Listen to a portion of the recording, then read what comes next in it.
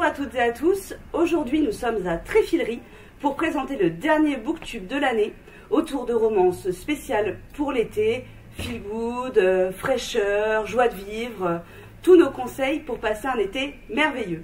Et aujourd'hui j'ai invité Jason, Jennifer, Marie-Agnès à le présenter avec moi. Bonjour Jason, bonjour. Alors aujourd'hui j'avais plutôt envie de faire un petit focus sur une autrice qu'on connaît déjà bien, Anne-Laure Bondou. Est-ce que tu connais Anne-Laure Bondou? oui, beaucoup. Bon, donc son dernier livre, Nous traverserons des orages, chez Gallimard Jeunesse, et L'aube sera grandiose, chez Gallimard Jeunesse aussi. Alors, L'aube sera grandiose, elle l'a écrit il y a plusieurs années, et c'est une fresque familiale sur fond de secrets de famille. Un soir, Nine, 16 ans, doit se rendre au bal du lycée. Donc elle est hyper enthousiaste, comme beaucoup d'adolescents, et sa mère va l'embarquer et presque kidnapper pour l'emmener dans une cabane au fond des bois, à côté d'un étang.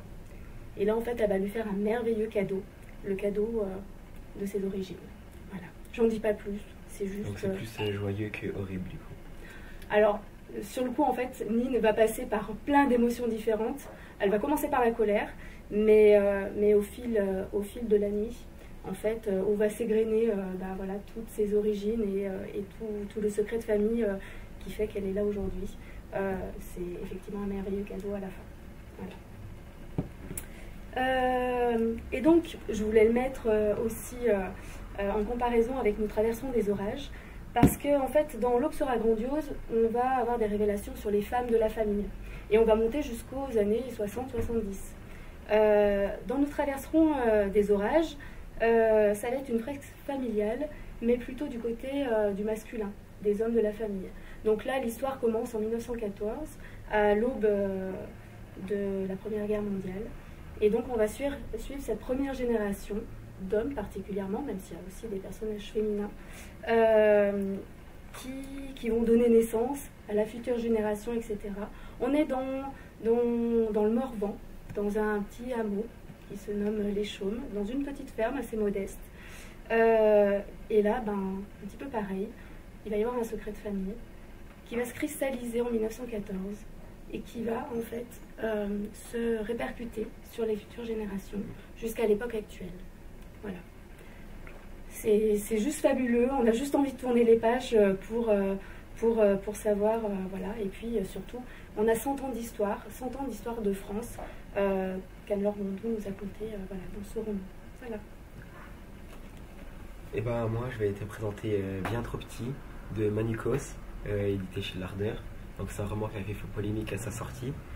Et dans ce livre, on suit Grégoire qui est harcelé au lycée à cause de la taille de son sexe.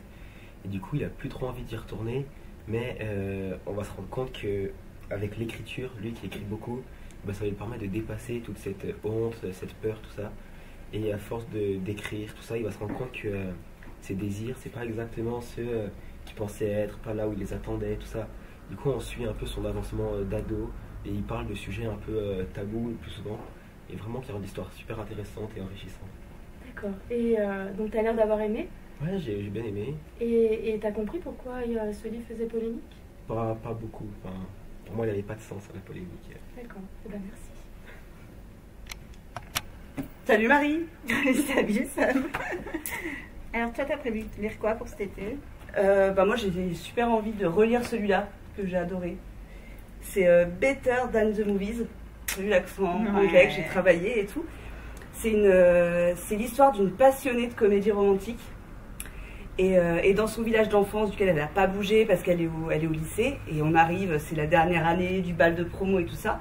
Donc le décor parfait pour une comédie romantique. Son amour d'enfance revient dans le village. Alors là, elle se met un truc en tête, c'est qu'il faut absolument le séduire parce que c'est comme ça que ça doit se passer. C'est les comédies romantiques qu'elle regarde avec sa maman, tout ça. Et pas tant que ça. Parce que à qui elle va demander de l'aide pour séduire l'amour d'enfance? À son pire ennemi de toujours, qui lui est resté son pire ennemi pendant tout le temps où elle est restée dans le village, avec qui ils ont des embrouilles de places de parking, de voitures et tout ça, mais qui s'avère être un des meilleurs amis de celui qui vient de revenir. Donc pour elle, bah, ça va être un choix difficile. Voilà, elle va prendre une décision entre cet ennemi de toujours qui finalement se révèle un gars plutôt sympa et assez canon, et ce grand amour de jeunesse sur fond de paillettes et de robes à fleurs. Enfin, une romance feel good parfaite pour l'été de Lynn Painter chez Comet. Ok. Je t'ai fait envie un petit peu. Ah, c'est parce que je ne t'ai pas parlé de ce magnifique jaspage marguerite qui est super beau. Donc, qui pour achever de te convaincre complètement. On reste dans la fraîcheur? Allez, on reste dans la fraîcheur. Alors moi, je lis des trucs un peu moins longs, tu vois. Je suis Ouais. pour les enfants plutôt. Et donc là, j'ai un magnifique album qui s'appelle Halo de Eugene Park chez Cote Édition. Donc en fait, c'est une petite mamie que sa petite fille va pousser à aller à la piscine, mais elle n'a pas envie. Elle n'a pas envie du tout, d'y là. aller. Non. Non. Sauf qu'en fait, une fois dans l'eau, elle va se sentir légère et vivante et ça va totalement la changer. Et voilà, cette petite mamie qui s'éclate à la piscine. Les illustrations sont super jolies en plus. Ouais. C'est magnifique. Voilà, un petit peu de fraîcheur et de douceur pour cet été. Par cette chaude journée, en plus, ça fait du bien de voir un peu d'eau. Voilà. Sinon, je peux te proposer aussi un petit livre très rigolo pour les tout petits. Enfin tranquille de Barou, aux éditions du Seuil Jeunesse. C'est un petit oiseau qui voudrait seulement être tranquille pour faire la sieste. La sieste, l'activité préférée des gens en été, n'est-ce pas? Et à chaque fois, il va y avoir un autre animal qui va venir le déranger. Alors dans la mare, c'est les grenouilles. Ah oui, puis beaucoup d'animaux, quoi. Puis c'est ailleurs. Là, Ben là, il va être tranquille, dans un arbre. Eh ben non, un oiseau. Voilà, il y a toujours quelqu'un pour le déranger. Voilà, un petit album rigolo pour l'été, pour ceux qui aiment la sieste et qui sont toujours dérangés. J'espère qu'il arrivera à dormir à la fin quand même. Trop de suspense. J'ai hâte de le lire. Et enfin, pour ceux qui, comme moi, aiment les trucs un petit peu décalés, je vous propose Le Cacanard de Vincent Maty aux éditions La Partie. Donc en fait là, c'est une histoire avec très peu de texte où on suit un canard et plein d'autres mots en cas, un camion, un carrefour. Et au milieu de tout ça, on voit ce petit canard qui progresse et à qui va arriver plein de petites aventures rigolotes avec un graphisme qui pète un petit peu et qui plaira aux petits. Ok, Voilà. super. Et ben, merci. Ben, je t'en prie. À bientôt. À bientôt. Merci d'avoir regardé cette booktube. On espère que ça vous a donné envie de lire et on espère vous retrouver en septembre pour une nouvelle année avec plusieurs activités et pleine de surprises et de bonnes lectures.